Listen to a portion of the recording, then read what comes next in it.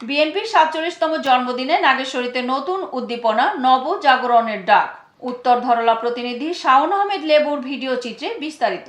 বাংলাদেশ জাতীয়তাবাদী দল বিএনপি এর ৪৭তম প্রতিষ্ঠা বার্ষিকী উপলক্ষে কুড়িগ্রামের নাগেশ্বরীতে দিনব্যাপী নানা কর্মসূচির আয়োজন করা হয়।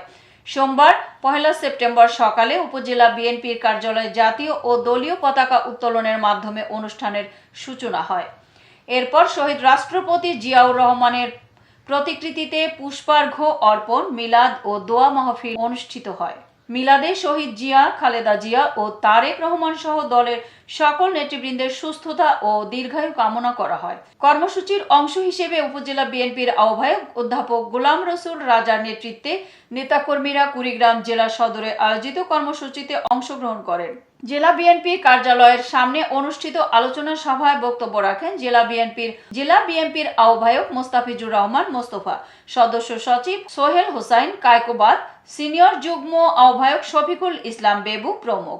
বক্তারা বিএনপির গৌরবময় ইতিহাস, গণতন্ত্র রক্ষায় দলের ভূমিকা এবং বর্তমান রাজনৈতিক প্রেক্ষাপটে দলের প্রয়োজনীয়তা তুলে ধরেন।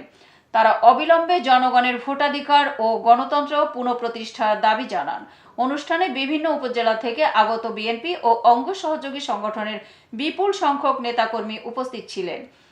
দিনব্যাপী কর্মসূচির শেষ পর্বে গরিব ও অসহায় মানুষের মাঝে খাবার বিতরণ করা হয়।